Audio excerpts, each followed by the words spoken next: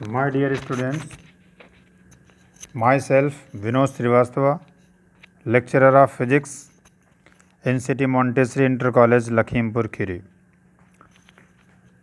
बच्चों, इस वीडियो में मैं आपको फिजिक्स का 11th की फिजिक्स के एक motion in straight line chapter की एक important heading equations of motion एक कैलकुलस मेथड से आपको ड्राइव कराने जा रहा हूँ। आइए, इक्वेशंस ऑफ मोशन के बारे में आपने क्लास 9th में भी सुना होगा और पढ़ा भी होगा।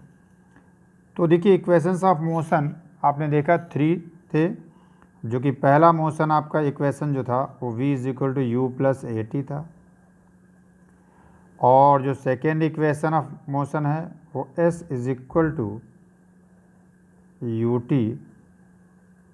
+ ½ at², and third equation of motion v² = u² + 2as।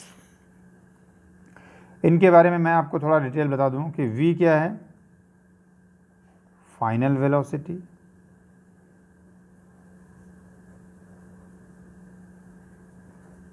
और u क्या है, इनिशियल वेलोसिटी।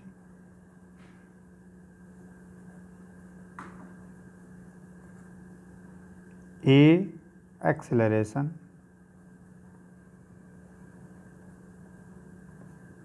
t टाइम, और s जो है ये डिस्प्लेसमेंट है।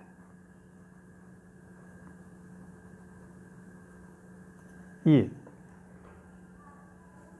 अब आप जरा देखें, सबसे पहले हम first equation of motion prove करने चलेंगे, और इन सभी में हम कैलकुलस मेथड का यूज़ करेंगे, यानी इंटीग्रेशन मेथड का यूज़ करेंगे, और कहीं कहीं पे डिफरेंशिएशन का भी यूज है। आइए, फर्स्ट इक्वेशन ऑफ मोशन।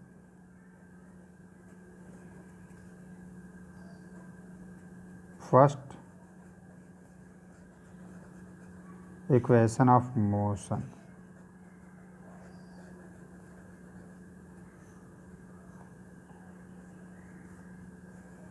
आइए इसको देखते हैं। इस पे बहुत सारे न्यूमेरिकल्स आपने क्लास 9th में सॉल्व किए होंगे, 11th में भी इसका बहुत ज़्यादा यूज है। बच्चों, हम जानते हैं एक्सेलरेशन के बारे में। एक्सेलरेशन क्या है? The rate of change of velocity, ऐसा 9th में आपने पढ़ा होगा। तो यहाँ पर क्या है? The rate of change of velocity. तो चेंज इन वेलोसिटी को हम dv, वेलोसिटी में change in velocity upon time, तो ये क्या हो गया? Rate of change of velocity. ये बच्चों कहलाता है एक्सेलरेशन। ये क्या कहलाएगा? एक्सेलरेशन। और ये आपका ए है, एक्सेलरेशन को ए मान लिया। अब अगर हम इसे देखें तो ऐसा लिख सकते हैं कि dv = a × dt। इंटीग्रेट कर दें दोनों साइड में और विद इन रिक्वायर्ड लिमिट। तो आप जरा देखें, जिस वक्त इधर हमको जो लिमिट लेनी है वो टाइम के लिए, और इधर लिमिट लेनी है वेलोसिटी के लिए, क्योंकि इधर हम जो है वेलोसिटी के रेस्पेक्ट में इंटीग्रेट कर रहे हैं और इधर टाइम के रेस्पेक्ट में। तो जब टाइम आपका कितना था? 0, उस वक्त वेलोसिटी कौन सी थी? जब ऑब्जेक्ट ने चलना भी स्टार्ट नहीं किया उस समय वेलोसिटी इनिशियल u, और जब टाइम t हो गया तो वहाँ पर वेलोसिटी फाइनल। ये लोअर लिमिट, ये अपर लिमिट, ये लोअर लिमिट, ये अपर लिमिट, मैंने इससे पहले के वीडियो में आपको ये बता रखा। अब देखिए, dv का इंटीग्रेशन v हो जाता है, ये भी मैंने बताया। Lower limit u, upper limit v, a बाहर कर दीजिए, और dt का इंटीग्रेशन ये t आ जाएगा, लोअर लिमिट और ये अपर लिमिट। अब जरा देखें, यहाँ पर अपर लिमिट को पहले इस v की जगह रखेंगे तो आपका आएगा v, फिर माइनस लगाएंगे, इसी की जगह लोअर लिमिट u और a, और यहाँ देखिए टाइम की जगह पहले अपर लिमिट और फिर इसकी जगह ये लोअर लिमिट, और v minus u is equal to अब आपका आ जाएगा AT, और आपने देखा बच्चों v is equal to u plus AT। ये फर्स्ट इक्वेशन ऑफ मोशन आ गया बाय इंटीग्रेशन। ठीक है, तो आपने देखा ये फर्स्ट इक्वेशन ऑफ मोशन आ गया। अब सेकेंड इक्वेशन ऑफ मोशन, अब देखिए हम सेकेंड इक्वेशन ऑफ मोशन,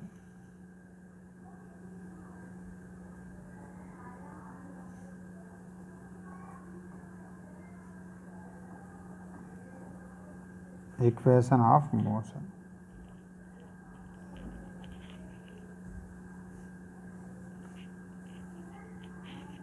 ज़रा देखें वो कैसे हम सॉल्व करें। ये इक्वेशन आपके पास जो होती है वो बच्चों s is equal to u t plus half AT square. आइए ज़रा देखें, हम जानते हैं बच्चों कि डिस्प्लेसमेंट अपॉन टाइम ये वेलोसिटी कहलाता है, और अगर हम ds इज इक्वल टू लिखना चाहें तो v इंटू डी टी हो जाएगा। इंटीग्रेट कर दें तो यहाँ v इंटू डी टी और ये इंटीग्रेशन आ गया। टाइम के रेस्पेक्ट में इंटीग्रेट करें तो जब टाइम 0 था आपने कोई भी डिस्प्लेसमेंट कवर नहीं किया, आप चले ही नहीं, और जब टाइम t हो गया तो जो डिस्प्लेसमेंट है वो मैक्सिमम यानी s हो गया, या डिस्टेंस s हो गई। तो अब यहाँ ds का इंटीग्रेशन क्या आ जाएगा, s, और lower limit 0 upper limit s, और यहाँ v इज इक्वल टू हम लिख सकते हैं u प्लस AT।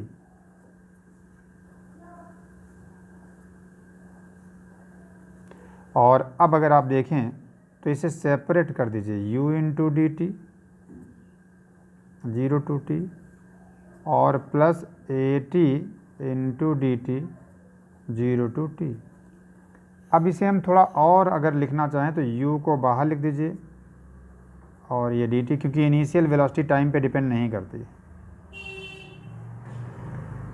ये a यूनिफॉर्म एक्सेलरेशन है बच्चों, इसलिए ये u कांस्टेंट हो, a कांस्टेंट हो जाएगा।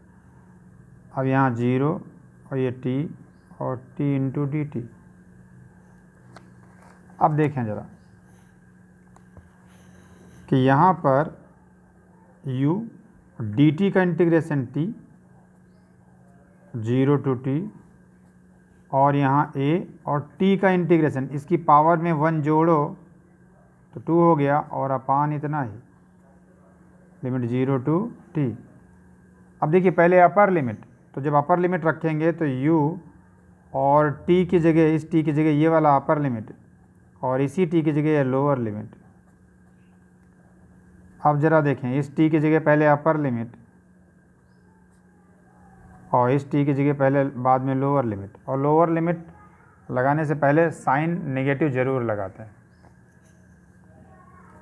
अब ज़रा देखें, ये हो जाएगा ut और बाकी तो 0 हो जाएगा, प्लस AT स्क्वायर अपान 2, और यहाँ देखिए पहले अपर लिमिट पुट करेंगे माइनस लोअर लिमिट, पहले s की जगह अपर लिमिट s, फिर s की जगह लोअर लिमिट 0, ये s आ जाएगा, और इस तरह से आपका ये इक्वेशन ड्राइव हो गया। अब यहीं पे अगर इसको एक लाइन और लिखना चाहें तो लिख सकते हैं इतना, और प्लस इसी को हाफ AT स्क्वायर, ऐसी आपकी आदत पड़ी हुई।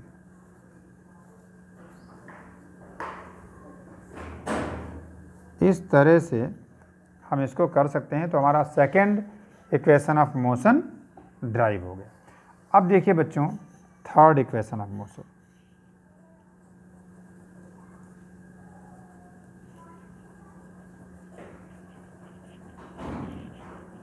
थर्ड इक्वेशन ऑफ मोशन,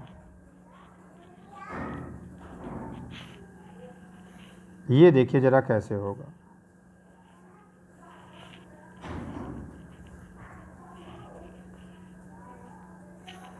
ये आपका होता है बच्चों v square is equal to u square plus 2 AS। इसे हम प्रूव करने चलेंगे। तो आइए ज़रा देखते हैं। यहाँ देखिए, हम जानते हैं बच्चों कि dv/dt ये एक्सेलरेशन होता है। अब यहाँ अगर हम चाहें तो dv/ds लिख दें और यहाँ ds/dt लिख दें। भाई अगर देखें तो ds से नीचे ds से ऊपर मल्टीप्लाई कर लिया, ऐसा भी समझ सकते हैं आप। तो ये रहेगा dv/dt और ये आपका a आ गया। अब ज़रा आप देखें, अगर हम चाहें तो ds/dt क्या हो गया, वेलोसिटी, ये v हो गया और dv/ds is equal to a। तो यहाँ पे आपका या इसको v कर दीजिए, v इंटू dv और ds को a की तरफ शिफ्ट कर दीजिए। और अब इसे बच्चों इंटीग्रेट कर दीजिए।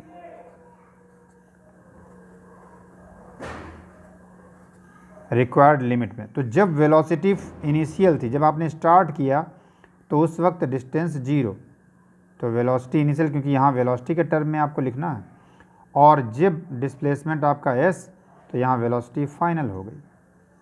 और अब अगर आप इसको आगे सॉल्व करना चाहते हैं तो ज़रा देखिए, फिर से मैं एक बार वही जो लास्ट वाला पैराग्राफ था, लास्ट वाली लाइन, उसे लिख लेता हूँ। यहाँ v इंटू ये आ जाएगा dv और यहाँ ये आ जाएगा आपका a और ds, लोअर लिमिट 0 और यहाँ s, और ये आपका आएगा u और ये v। अब ज़रा देखें, v का v के रेस्पेक्ट में इंटीग्रेशन v²/2, ये u ये v, a बाहर कर दीजिए और ds का s आ जाएगा, और लोअर लिमिट और अपर लिमिट। अब इसमें क्या आएगा, पहले v की जगह अपर लिमिट पुट करेंगे तो v²/2, फिर v की जगह लोअर लिमिट पुट करेंगे तो u²/2, और ये a, और यहाँ s की जगह पहले अपर लिमिट, फिर इसी s की जगह ये 0 यानी लोअर लिमिट पुट करेंगे। तो आपके पास ये आएगा a इंटू s और यहाँ मिलेगा v² माइनस u²/2। तो एक लाइन यहाँ से बनी कि v² minus u² is equal to 2as, और u² को अगर हम राइट हैंड साइड की तरफ शिफ्ट कर दें तो बच्चों आपके पास ये इक्वेशन प्रूव होकर के आ जाएगी, और यही थर्ड इक्वेशन ऑफ मोशन है। तो इस तरह से तीनों इक्वेशंस ऑफ मोशन जो हैं वो आपने इंटीग्रेशन मेथड में करके देख लिया। इनको आप कई बार रिपीट करके देखें, मुझे लगता है, मुझे यकीन है कि आपको समझ में ज़रूर आएगा।